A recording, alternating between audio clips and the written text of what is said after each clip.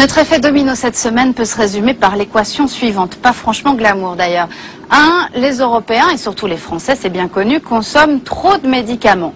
2. Notre corps élimine ensuite toutes ces pilules par les urines et par les selles.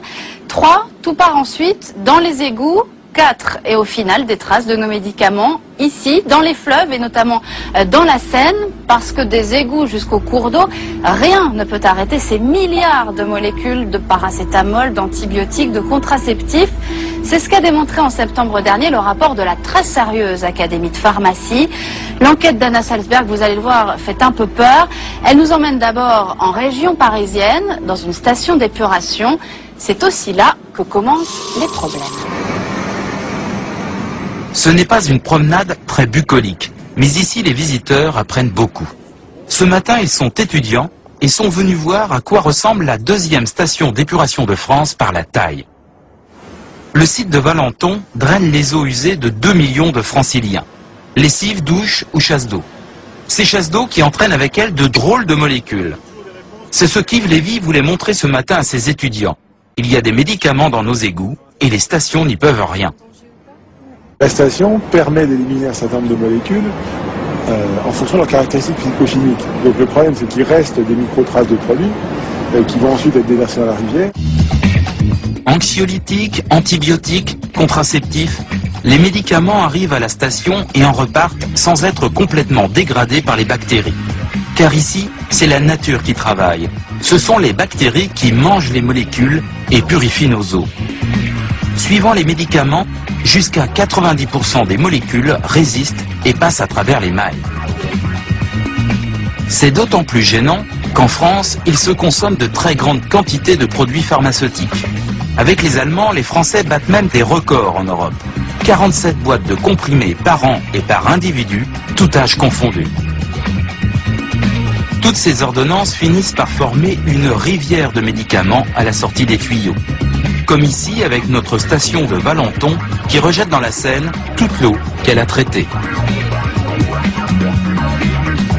Impossible de distinguer ces traces de médicaments à l'œil nu. À l'échelle d'un litre, elles ne pèsent que quelques microgrammes. C'est peu, mais suffisant pour embarrasser les responsables de la station. Il n'y a pas de traitement de médicaments sur les stations d'épuration. C'est-à-dire qu'on n'a pas, l'objectif n'est pas le traitement des médicaments. On traite là les eaux usées, pas les médicaments. C'est pas l'objectif d'une station d'épuration. Les stations actuelles n'ont pas été conçues pour ça, mais elles pourraient être modifiées pour filtrer les molécules médicamenteuses. Il faudrait ajouter de la technologie au travail des bactéries. Pour traiter les eaux d'égout, ce qu'on veut, c'est pouvoir le plus rapidement possible traiter le maximum de choses. Et on utilise pour ça des systèmes les plus biologiques et les plus naturels possibles. Donc, comme tous les systèmes biologiques, ils ont des limites. Si on veut pouvoir passer ensuite à un niveau de pureté supérieur, il faut passer à des traitements beaucoup plus sophistiqués. Or, le coût de ces technologies est élevé et ne correspond pas à ce qu'on doit pouvoir utiliser pour le traitement des eaux usées. Filtrer les médicaments coûterait donc cher et augmenterait automatiquement nos factures d'eau. Une perspective impopulaire, mais peut-être inévitable. Voilà, donc vous l'avez entendu, aujourd'hui, les stations d'épuration françaises ne mettent pas les moyens pour éliminer les médicaments. Résultat, les poissons de nos rivières sont sous pilules et sous antidépresseurs. Je caricature, mais vous allez le voir, hélas, j'exagère à peine. Deuxième étape de cet effet domino. C'est un bourdonnement théoriquement interdit sur les rivières françaises. Le bruit de la pêche électrique. Le courant anesthésie le poisson. Il n'y a plus qu'à tendre l'épuisette. Illégal pour un pêcheur du dimanche, légal pour ces scientifiques. Sous la direction de cet écotoxicologue, ils ont sorti leur cuissarde pour prélever petits et gros poissons sur ce bras de rivière. Nous, ce qu'on va aller mesurer justement, c'est l'état de santé de ces poissons. Un petit peu comme on pourrait vous faire, vous, une prise de sang pour évaluer votre état de santé. C'est un petit peu la même chose qu'on va faire sur les poissons, sauf qu'au lieu de s'intéresser uniquement au sang, on va s'intéresser à d'autres organes, comme le foie, comme les organes reproducteurs, ou comme le rein, par exemple. Les plus gros spécimens, gardons et perches, ont droit à une prise de sang. La friture, elle, sera disséquée sur le champ. Les chercheurs vont mesurer chaque organe, le peser et le conserver pour analyse. L'appareil génital en particulier, qui par le passé a réservé quelques surprises en laboratoire. Au niveau des organes reproducteurs, ce qui peut être observé, c'est la présence dans ces organes de cellules appartenant au sexe opposé. Incroyable, mais vrai. Voici un testicule de poisson en coupe. Au milieu des spermatozoïdes, plusieurs ovocytes. Des cellules femelles qui peuvent même, comme ici, envahir la quasi-totalité de l'organe mâle. Les poissons de nos rivières se féminisent et même se transforment quand il leur pousse un nouvel organe. Ici le testicule, et là, collé contre la membrane du dessus, un ovaire qui a fait son nid.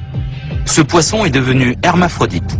Pourquoi? En termes de perturbation du système reproducteur, on peut par exemple citer le cas de l'éthinoestradiol, qui est le principe actif de la pilule contraceptive, mais on peut suspecter qu'il y ait d'autres molécules qui puissent avoir également ce type d'effet. Parmi ces autres molécules suspectes, les pesticides et certains engrais agricoles. C'est tout un cocktail chimique qui se mélangerait dans nos rivières. Les médicaments ne sont qu'un ingrédient à ce cocktail. Mais le résultat est là, les organes sexuels sont affectés et avec eux la reproduction, voire la survie des espèces. Voilà, la pilule a donc fait de nous des femmes libérées. Elle a en revanche transformé les poissons en hermaphrodites. Alors on va maintenant regarder ensemble ce schéma. Vous vous souvenez, nos eaux usées qui partent dans les égouts, qui arrivent ensuite dans la station d'épuration. À ce stade, l'eau n'est toujours pas potable, elle a besoin d'être diluée. Alors on va la reverser dans la rivière. La nature va faire son travail et puis l'eau va à nouveau pouvoir être captée. Direction cette fois l'usine de potabilisation. Cette fois, ouf, enfin, l'eau est devenue potable. Elle peut donc revenir jusque chez nous, dans nos robinets. Alors, me direz-vous, après un tel parcours du combattant, est-ce que nos molécules médicamenteuses sont toujours là? Eh bien, pour certaines, oui. Elles ont été incroyablement résistantes. Alors, est-ce que ça veut dire que lorsqu'on se servira un verre d'eau du robinet, on prendra d'une certaine manière un peu la pilule et un peu du Prozac? Écoutez ce qu'en pense cet expert. On ne peut plus exclure l'hypothèse que les résidus de médicaments qui se retrouvent dans l'eau, y compris dans l'eau potable, puissent avoir un impact sur la santé humaine associé à une foule d'autres composants chimiques. Ça, je crois qu'aujourd'hui, il y a un consensus dans la communauté scientifique. On n'exclut plus ça catégoriquement. On n'exclut rien, mais on ne prouve rien non plus. Difficile d'avoir des certitudes à l'échelle de l'infiniment petit. Difficile aussi de s'y retrouver parmi les milliers de molécules fabriquées par l'homme. Un labo pharmaceutique va mettre sur le marché des dizaines, voire des centaines de molécules nouvelles en 10 ans, et dans le même temps, une collectivité X va mettre 10 ans à rénover sa station d'épuration. Une fois qu'elle aura rénové sa station d'épuration, elle n'aura pas pu prendre en compte les propriétés des nouvelles molécules qui auront été mises sur le marché pendant ce temps-là. Donc c'est une course de vitesse qui est toujours perdue. Je pense qu'il faut prendre le problème à la source, en amont. Déjà, regarder de plus près s'il est pertinent, indispensable, qu'on consomme autant de médicaments. Est-ce qu'il ne faut pas quand même réduire notre consommation de médicaments? L'idée, c'est quand même que tout le monde se mobilise, chacun à sa place, pour et ne pas se dire bon, finalement on va mettre ça sous le tapis, on a d'autres urgences, on a d'autres priorités. Non, ce qui est en jeu, c'est la santé publique, et on ne peut pas jouer avec la santé publique, c'est pas possible. Une enquête signée Anna Salzberg qui ne donne pas vraiment soif.